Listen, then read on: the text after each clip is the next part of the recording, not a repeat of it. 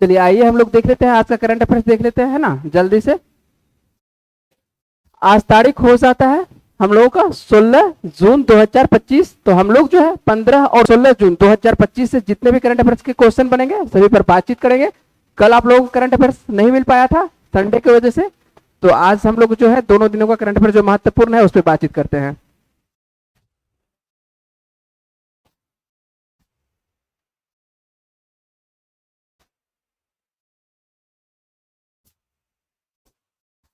चलिए देख लेते हैं पहला क्वेश्चन क्या है। अंतर्राष्ट्रीय फैमिली रेमिटेंस डे प्रतिवर्ष कब मनाया जाता है, ठीक है। तो ये एक आपको दिवस मनाया जाता है अंतर्राष्ट्रीय फैमिली रेमिटेंस डे, है ना। इसको क्या बोला जाता है हिंदी में, क्या बोलते हैं हम लोग इसको, प्रेषण दिवस बोला जाता है।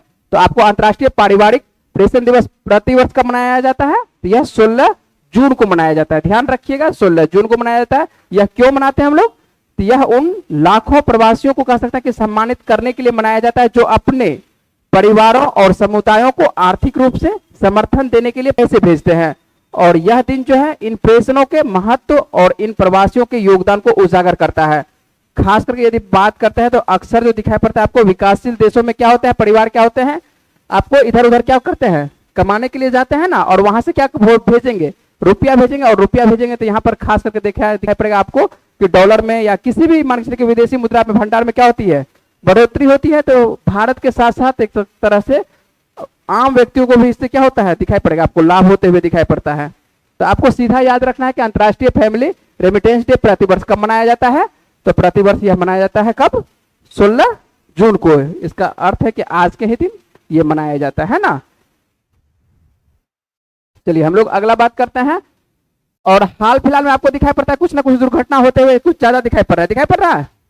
तो हाल ही में जो है उत्तराखंड में हेलीकॉप्टर एक दुर्घटना हो जाती है। क्या हो जाती है, हेलीकॉप्टर दुर्घटना हो जाती है। और ये आप लोगों से पूछा जा सकता है कि किस विमानन कंपनी का ये हेलीकॉप्टर दुर्घटना हुआ है, तो और उसको जो है बंद भी कर दिया गया है। तो यहाँ पर जो प्रश्न क्या लिखा हुआ है देख लीजिए, उत्तराखंड में हुए हेलीकॉप्टर दुर्घटना के बाद किस विमानन कंपनी का परिचालन जो है निलंबित कर दिया गया है, तो किसका, आर्यन एविएशन का, है ना। ये किस कंपनी का था, तो आर्यन एविएशन का था, है ना। तो आर्यन एविएशन का बात करते हैं कि ये 407 हेलीकॉप्टर जो है जो कहां से कहां चल रही थी, केदारनाथ के धाम से कहां तक, गुप्त काशी जा रही थी, ठीक है। और इसमें कुल कितने व्यक्ति सवार थे, तो 7 लोग सवार थे, 5 कह सकते हैं यात्री थे, एक शिशु था और कह सकते हैं एक क्या था, चालक दल के मानसिक के सदस्य कह सकते हैं, है ना, जो चला रहे थे। तो ये सभी की क्या हो जाता है, मौत हो जाता है। तो कहां पर ये दुर्घटना हुई है, कहां पर, हाँ केदारनाथ में। कह सकते हैं कि ये 4 धाम की यात्रा के लिए ये विमान आसपास में वहां पर एक तरह से आसपास में यात्रा करवाया जाता था और उसी में दुर्घटनाग्रस्त हो जाता है। यदि शुरुआती संकेतों का पता करते हैं तो बात करते हैं कि यहाँ संभावित जो कारण पता चल रहा है, क्या पता चल रहा है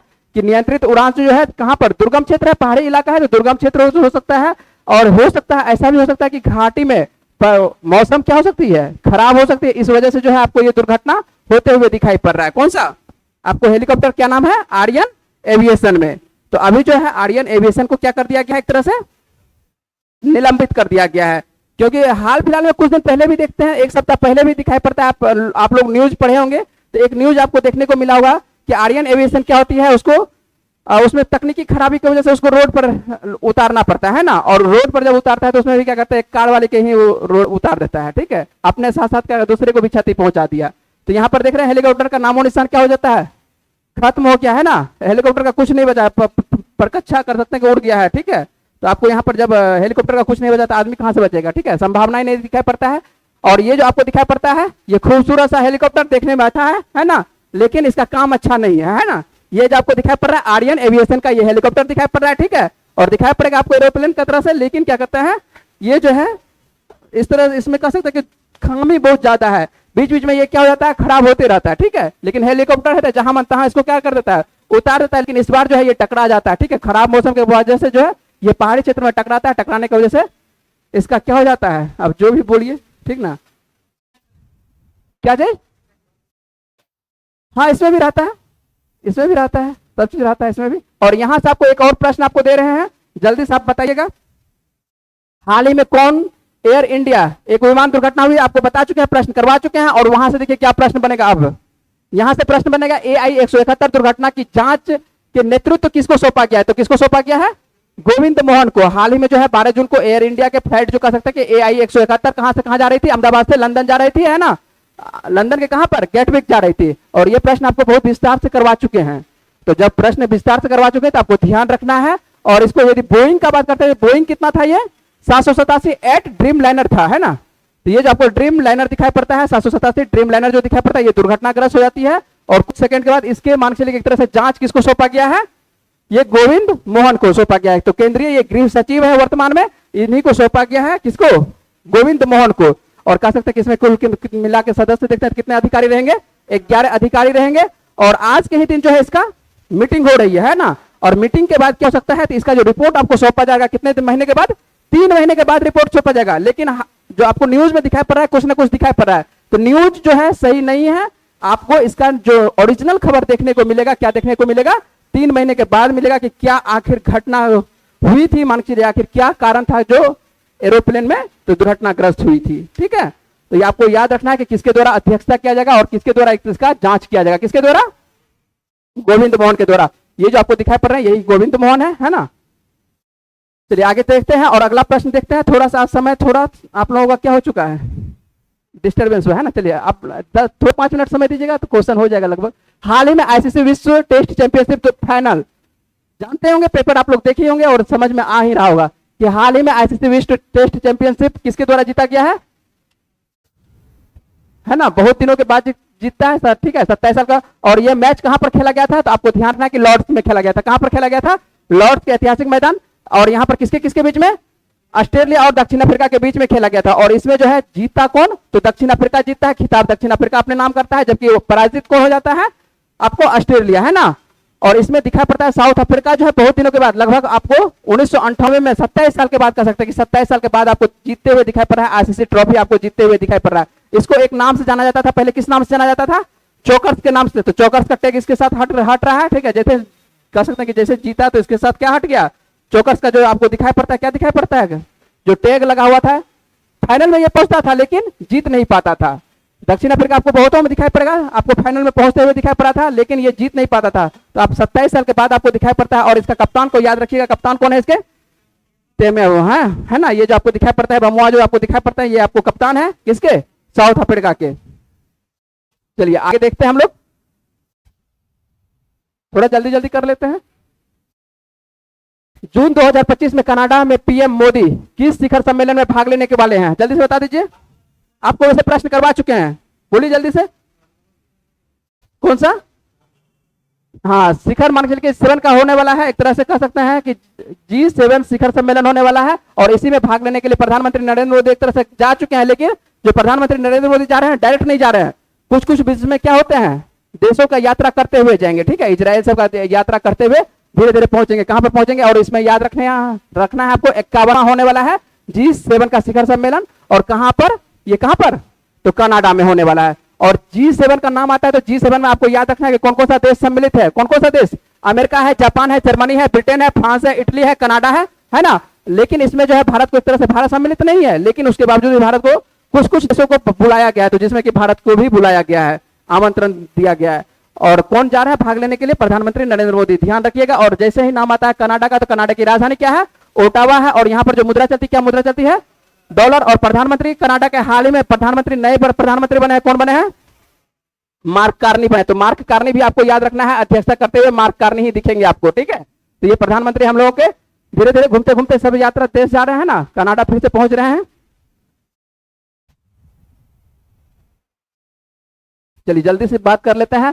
दक्षिण कोरिया के जेचियन में एशियाई कलात्मक जिम्नास्टिक के चैंपियनशिप में महिलाओं की वोल्टा स्पर्धा में दिखाई पड़ती है आपको एथलीट कांस्य पदक जीतते हुए कौन दिखाई पड़ रही है, परिणति नायक दिखाई पड़ रही है। तो आपको ध्यान रखना है, एक एक ना एक कोई मान के लिए कि आपको महिला रोज आ रही है जो कि आपको कुछ ना कुछ क्या खेल में अव्वल दर्जे प्राप्त कर रही है। तो कोई बात नहीं, यहाँ पर कांस्य पदक ही जीती है तो कोई अच्छी बात है। चलिए आगे देखते हैं, तो कौन सा ये खेल है आपको, एथलीट में, है ना। तो ध्यान रखिएगा, भारत की ये जो आपको परिणति नायक दिखाई पड़ रही है, कहां पर ये हो रहा है, तो दक्षिण कोरिया में। ये खेल आयोजन कहां पर, दक्षिण कोरिया के जेचियन में हो रहा है। और एशियाई कलात्मक है। और ध्यान रखिएगा आपको क्या चीज, एथलीट में क्या है, जिम्नास्टिक है।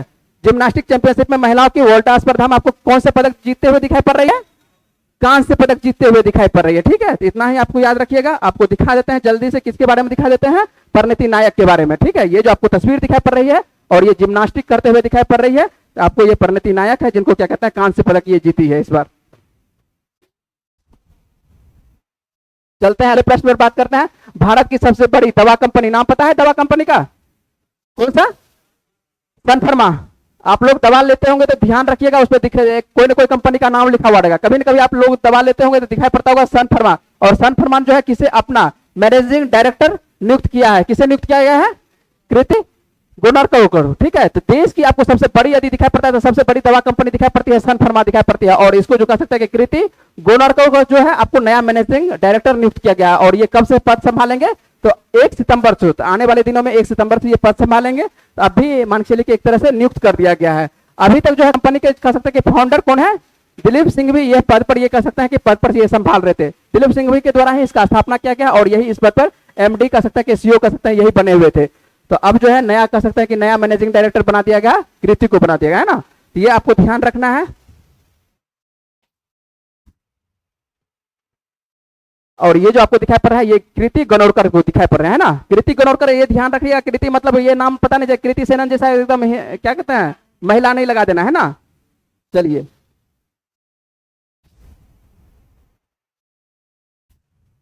अगला प्रश्न देख लेते हैं। ई स्पोर्ट्स वर्ल्ड कप है ना, ई स्पोर्ट्स वर्ल्ड कप 2025 के लिए वैश्विक राजदूत के रूप में किसे नियुक्त किया गया है? ये किसको? Cristiano Ronaldo. देखे होंगे आप लोग, इनके बारे में फेमस है ये, है ना। किस मान के चलिए कौन से खेल से संबंधित है? सबसे पहले जल्दी से बता दीजिए। फुटबॉल के प्रसिद्ध खिलाड़ी हैं। तो दुनिया भर के कह सकते हैं कि सबसे प्रतिष्ठित फुटबॉल खिलाड़ियों में से इसका एक नाम है। और ये कितने बार कह सकते हैं कि 5 बार कह सकते हैं कि आप बैलन डी और विजेता ये जीत चुके हैं। और ई स्पोर्ट्स वर्ल्ड कप 2025 के लिए वैश्विक राजदूत नामित किया गया। किनको नामित किया गया? एक तरह से क्रिस्टियानो रोनाल्डो को नामित किया गया है। तो आपको याद रहेगा, सीधा याद रखिएगा। ई स्पोर्ट्स वर्ल्ड कप 2025 के लिए क्या कह सकते हैं कि आपको किसको राजदूत नियुक्त किया गया है? क्रिस्टियानो रोनाल्डो को नियुक्त किया गया है ना। तो रोनाल्डो को तो आप लोग पहचान ही हो रहे होंगे, है ना। प्रसिद्ध आपको फुटबॉलर दिखाई पड़ते हैं।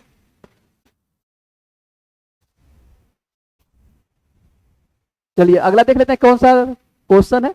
किस भारतीय राज्य ने औद्योगिक विकास और व्यापार को आसान बनाने के लिए उद्योग क्रांति पहल शुरू किया है? तो ध्यान रखना है सीधा कि उद्योग पहल क्रांति किस राज्य के द्वारा शुरू किया गया था? किस राज्य के द्वारा? पंजाब राज्य के द्वारा। कौन से राज्य के द्वारा? पंजाब के राज्य के द्वारा। और पंजाब से मान के चलिए आपको सीधा याद रखना है, उद्योग है जब स्टार्ट किया जाएगा तो क्या कुछ फायदा मिलेगा राज्य को? जरूर मिलेगा फायदा। नहीं मिलेगा फायदा? मिलेगा, क्यों नहीं मिलेगा। तो पंजाब राज्य के द्वारा आपको याद रखना है कि औद्योगिक विकास और व्यापार को आसान बनाने के लिए एक पहल स्टार्ट किया गया है, उद्योग क्रांति पहल स्टार्ट किया गया है। और जब नाम आता है पंजाब का, पंजाब में जल्दी से बताना है सबसे पहले कौन से यहाँ पर मान के चलिए एक तरह से क्षेत्रीय पार्टी है। कौन सी पार्टी है? आम आदमी की पार्टी की मान के चलिए आपको सरकार दिखाई पड़ रही है। और यहाँ की राजधानी क्या है? चंडीगढ़। मुख्यमंत्री कौन है? जब भी राज जाएगा तो राज्य जब भी आएगा तो इतना आपको रोज बताते चलेंगे, ठीक है। कौन से मुख्यमंत्री किस हर एक दिन कह सकते हैं कि अलग अलग राज्य जाएगा, कोई ना कोई राज्य जाएगा। जब भी राज्य जाएगा तो आपको इतना याद बोलना है। मुख्यमंत्री आपको भगवंत मान दिखाई पड़ेंगे, राज्यपाल कौन दिखाई पड़ेंगे? गुलाब चंद कटारिया दिखाई पड़ेंगे। लोकसभा की कितनी सीटें दिखाई पड़ेंगे? पंजाब से आपको 13 सीटें दिखाई पड़ेंगे। राज्यसभा की कितनी सीटें? 7 सीटें। जब रोज आप इसके बारे में देखते हैं तो याद आपको हो जाएगा। चलते हैं अगले प्रश्न पर बात करते हैं, जल्दी से ध्यान रखिएगा कौन सा है। हाल ही में भारतीय सेना के द्वारा सटीक डीप स्ट्राइकर जो मिशन आपको दिखाई पड़ता है, किस परीक्षण के लिए VTOL ड्रोन का नाम है? क्या किसका नाम है? ये जो आपको दिखाई पड़ा एक ड्रोन है, ठीक है। और ड्रोन का नाम क्या है?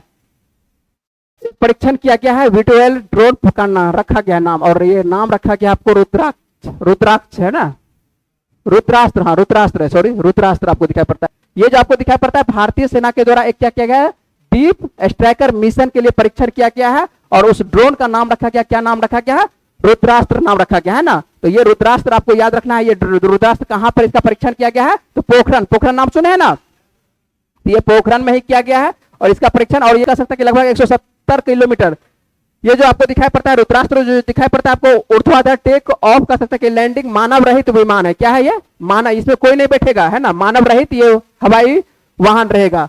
और यह कह सकता है कि भारतीय सेना के द्वारा सटीक हमलों और गाढ़े लक्ष्य पर इसका क्या किया जाएगा? एक तरह से सफलतापूर्वक इसका कह सकते हैं कि परीक्षण किया जा चुका है। ये परीक्षण किया गया है। और कहां पर परीक्षण किया गया है? तो ये पोखरण में परीक्षण किया गया है, ठीक है। याद रहेगा कौन सा नाम है इसका? रुद्रास्त्र, है ना। और ये जो आपको दिखाई पड़ रहा है हवाई जहाज के जैसा दिखाई पड़ रहा है, ठीक है। ये हवाई जहाज के जैसा है, लेकिन है क्या ये ड्रोन है ना। और इसमें क्या कर सकता है? कोई व्यक्ति नहीं बैठा रहेगा, लेकिन ये क्या कहीं पर भी सटीक निशाना लगा के आ सकता है, जाएगा भी वापस भी आएगा, ठीक है। लगभग 170 किलोमीटर, तो मैंने रखता है 170 किलोमीटर, है ना। बिना मानव का यदि जाएगा तो अच्छी बात है। चलिए हम लोग जल्दी से कर लेते हैं। पिछले वीडियो का क्या प्रश्न था, जल्दी से आपको बताना है। क्या है प्रश्न? भारतीय नौसेना की पहली महिला अधिकारी कौन बनी है? कौन बनी है? जिसके राष्ट्रपति का एडीसी नियुक्त किया गया है। तो जल्दी से आपको पता, ये आप बता चुके होंगे, आपको पढ़ा भी चुके हैं क्या? यशस्वी सोलंकी है ना। तो यशस्वी सोलंकी, इनके बारे में आपको विस्तार से बता चुके हैं कि कौन है एडीसी, क्या पद होता है, क्या काम करती है ना। और पहली महिला, नौसेना से पहली महिला आ रही है। जब भी पहली महिला आ रही तो आपको जीएस के साथ साथ आपको महिला वाला में भी याद रखना है, आपको सभी जगह याद रखना है, ठीक है, कि पहली महिला भारत की बन रही है। चलिए आगे चलते हम लोग। आज का प्रश्न ये आपको बताना है कहां पर, कमेंट बॉक्स में बताना है। और ये ध्यान रखें, ये इसके बारे में भी आपको 2-3 दिन पहले ही करवा चुके हैं। कौन सा प्रश्न है? ये भी आपको महिला से संबंधित है। ऑस्ट्रियन रेस वॉकिंग चैंपियन में महिलाओं की 10 किलोमीटर दौड़ में किस भारतीय एथलीट ने प्रथम स्थान हासिल किया है? इसका मतलब है कि कौन सा मेडल जीती है? कौन सा? कहां से प्रथम स्थान जीती है? प्रथम स्थान पर रही है तो कौन सा? गोल्ड मेडल जीती है ना। और गोल्ड मेडल कौन जीती है? आपको इसमें से नाम बताना है। प्रियंका गोस्वामी जीती है, प्रीति सांगवान जीती है, तनुजा जीती है, या विमला कुमारी जीती है? क्या आंसर बनेगा आपको बताना है कमेंट बॉक्स में। उम्मीद है कि आप लोग आंसर दे रहे होंगे, है ना।